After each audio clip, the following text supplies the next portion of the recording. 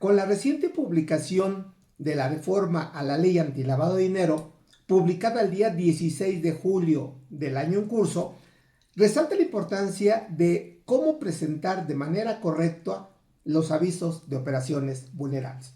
Y me explico.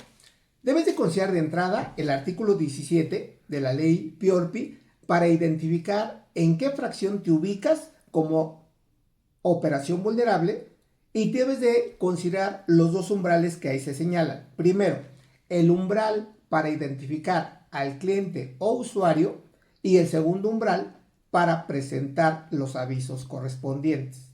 Que no en todos los casos hay un umbral para identificar al cliente. Por ejemplo, contratos de mutuo. Debes de identificar en todos los casos al cliente o usuario.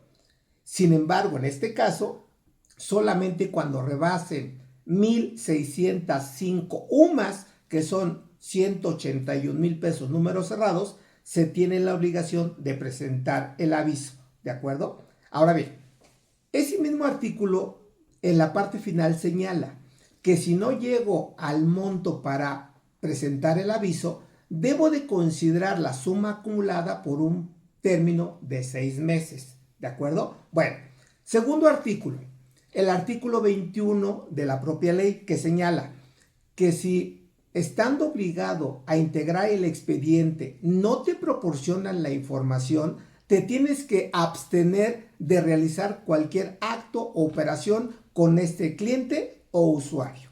Y el artículo que menciona de manera puntual la obligación de presentar los avisos es el artículo 23 de la propia ley, donde establece un plazo que es el día 17 del mes siguiente para presentar los avisos. Ahí nada más ten cuidado. ¿Por qué razón? Porque si no los presentas en tiempo, puedes caer en incumplimiento o puedes caer en omisión, donde en los términos del artículo 53 y 54 de la ley en cuestión, las multas pueden ser superiores a 7 millones de pesos. Sin embargo, retomando el plazo de 6 meses para presentar los avisos.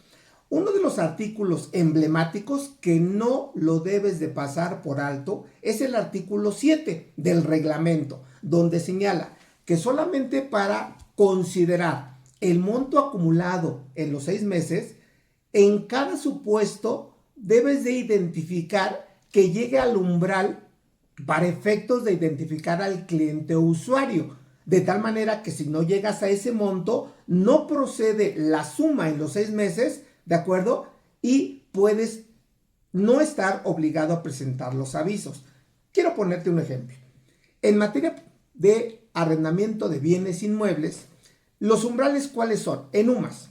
Por un lado, para identificar 1,605 UMAS, que estamos hablando, número cerrado, 181,000 pesos, y para presentar el aviso, 3,210 UMAS, que son 363,000 números cerrados.